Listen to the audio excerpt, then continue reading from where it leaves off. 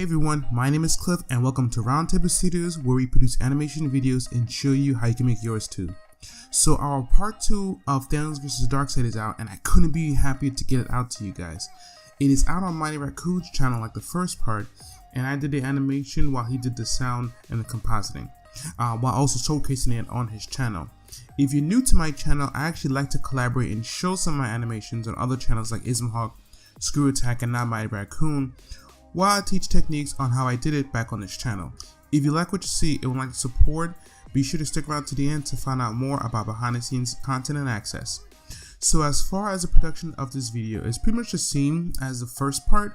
My models were retextured by Devin Gee of 3G House Media. Lee Bicker did the rigging, and my rendering program, which is Unreal Engine 4, is where I composited the special effects.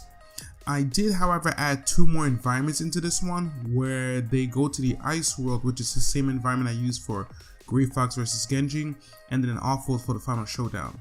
For the animation for this one, I wanted to continue the chilled game that Darkseid had in the first one, where he only moved when absolutely necessary, and Thanos attacked aggressively.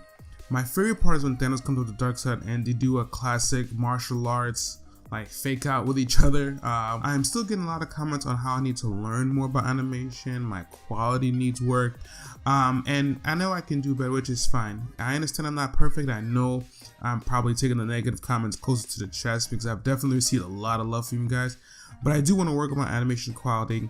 So not only do I want to get better, but you guys get to also watch great content.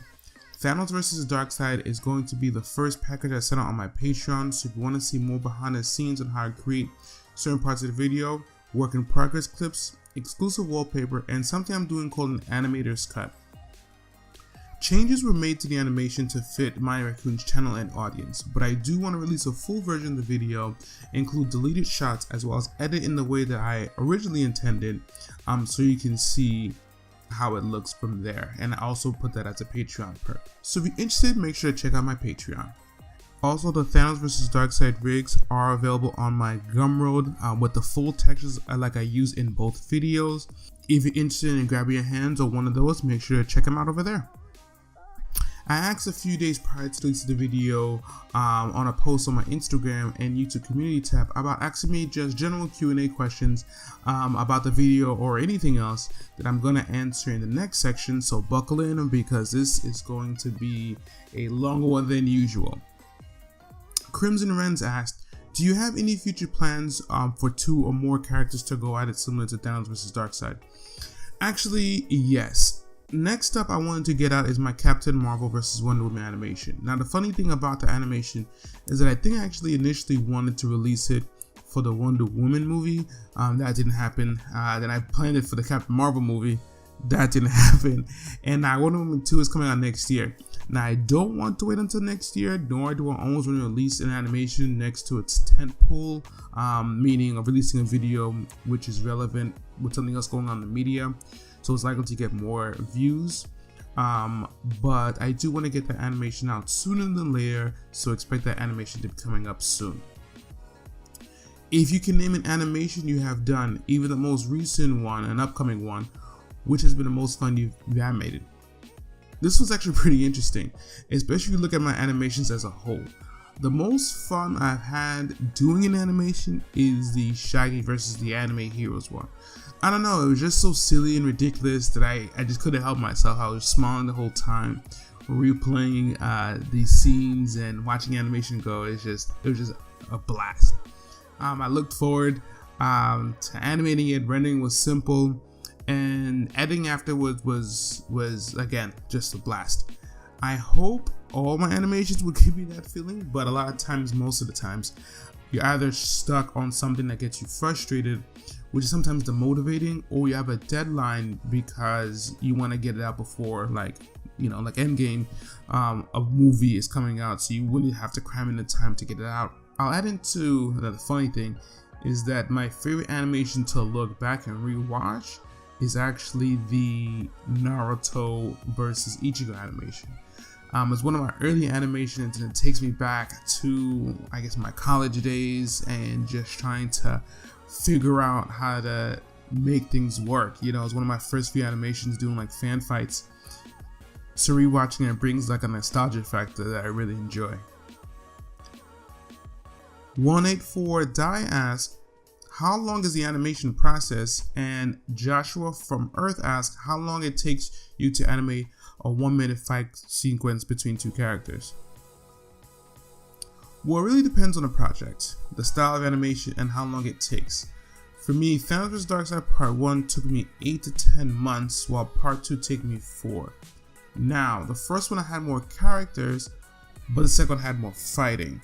Also, with the first one I had to prepare the scene, I had to get the characters, and kind of have a sense of how these characters fight, where I just did a continuation for Part 2.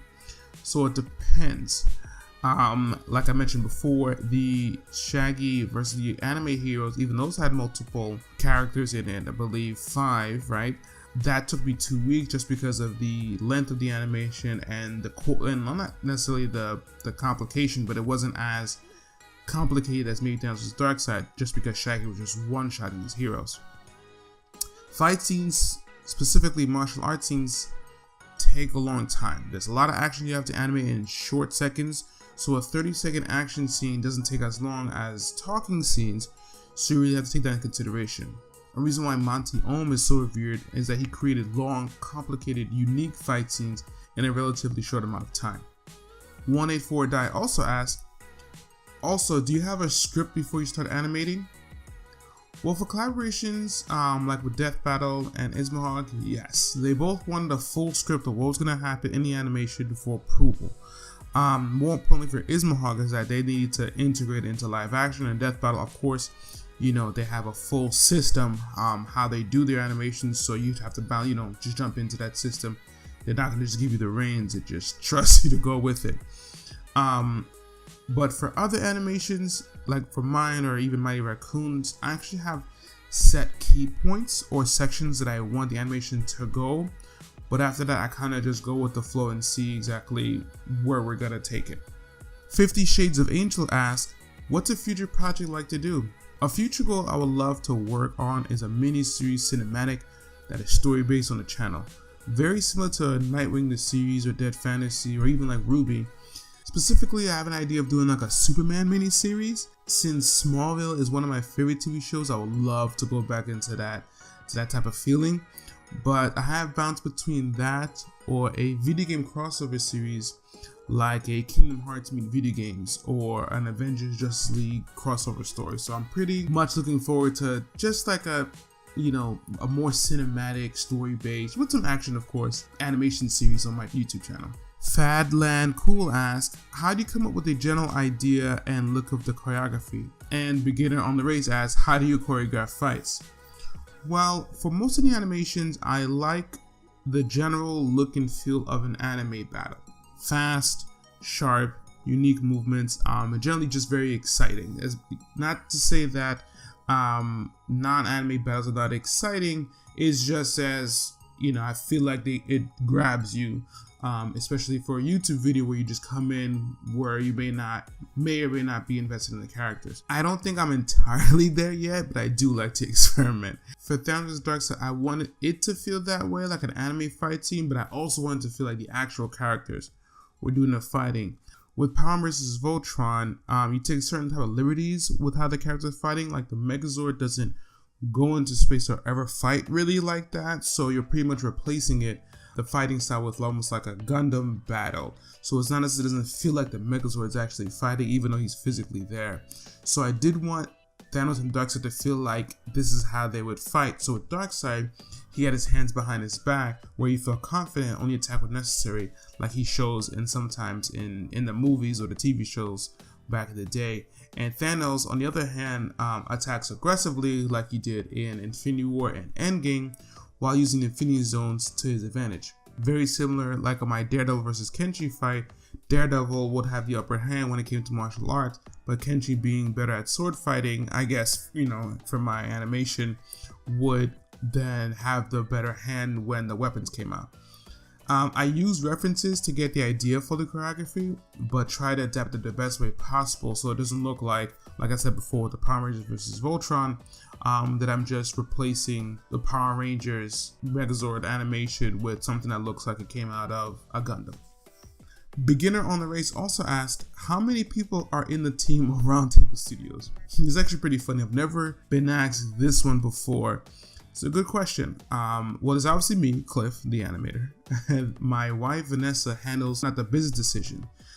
She's an administrative assistant at her job and is my backbone to make sure I either collaborate with the channel, create a Patreon, etc. My brother, David, at Dave Paul Art, has done storyboarding for projects, but recently goes back and forth with me about ideas and helps critique the animation. Besides that, the other people on the team I consider part of Roundtable Studios, but they have other things going on as well. Devin Gee, who did the texture work on Power Rangers vs. Voltron, did the texture work for Thanos vs. Darkseid, as well as a couple of other projects that are coming up on the channel. Lee Bicker, who I've come to rely on a lot as far as rigging is concerned. He has done Dead vs. Kenshin, Thanos and Darkseid, Superman, Wonder Woman, and Captain Marvel.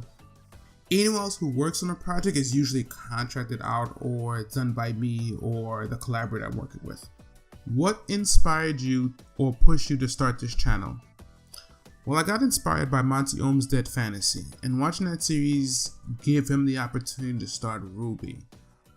That was my inspiration for Naruto vs. Ichigo, and then used that to start an anime version of Dead Fantasy.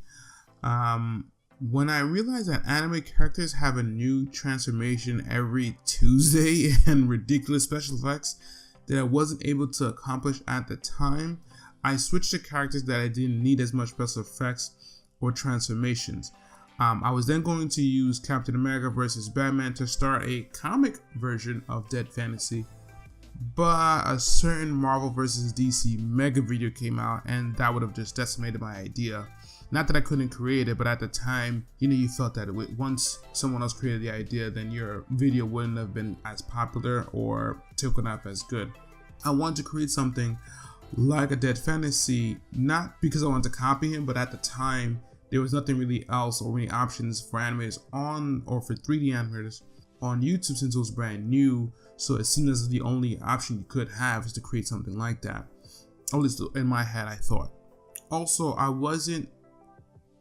at that time, I graduated from my university and I wasn't getting hired by any animation studios.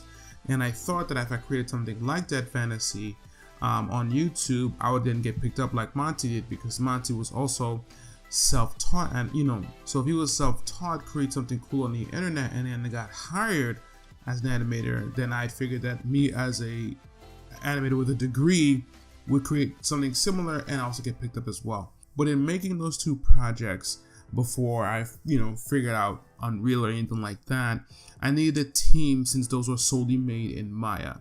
And each person on that team, I wanted them to also have full say because they were also from my school, and I wanted them to also use this opportunity for them to get hired.